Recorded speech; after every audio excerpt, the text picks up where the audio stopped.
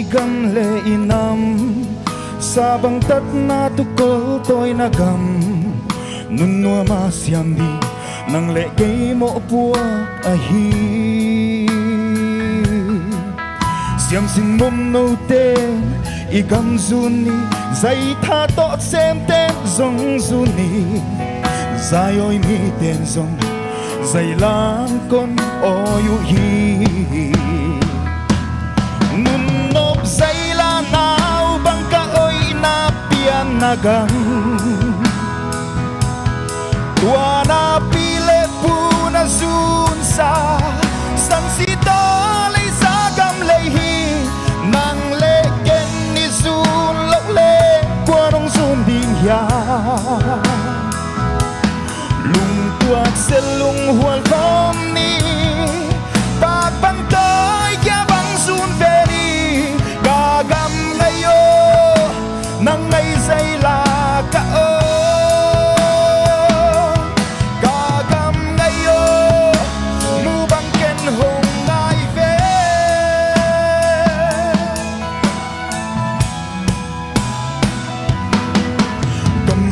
Fanga pamsa ngai ite ka phama hangit lo in se ni sing le lo te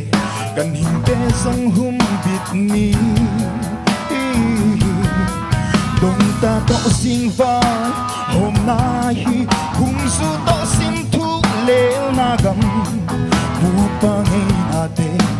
ton dang il ngai ke ni nun nop zai la nau bang ka oi na pian nagam tua na pile pu na zun sa san si to lei sa gam lei hi nang le ken ni zun lo le qua nong zun ding ya lung tuak se lung hual kom ni bak bang toy ya bang zun ve ni gam ngai yo nang ngai zai la ka oi ga gam ngai yo mu bang ken hong ngai ve di kang min nang hom dei hi i gam ma du bang na sem ya bian na gam lei ya bang sum ti ha lung chang zai tha gam sat le sian mát sinh thu phát in cắm lấy zuni say tha khâu sắc ni cầm lấy hong ba đi i cầm lấy hong ba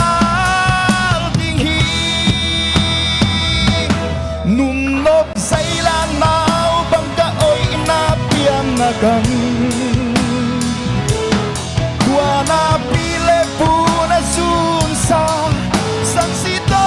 lei sa gam lei hi nang le ken ni zun lo le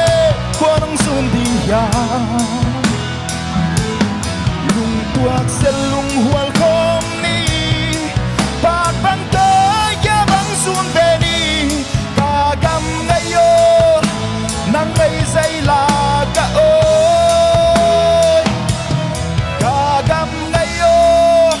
mu bang ken hong ngai ve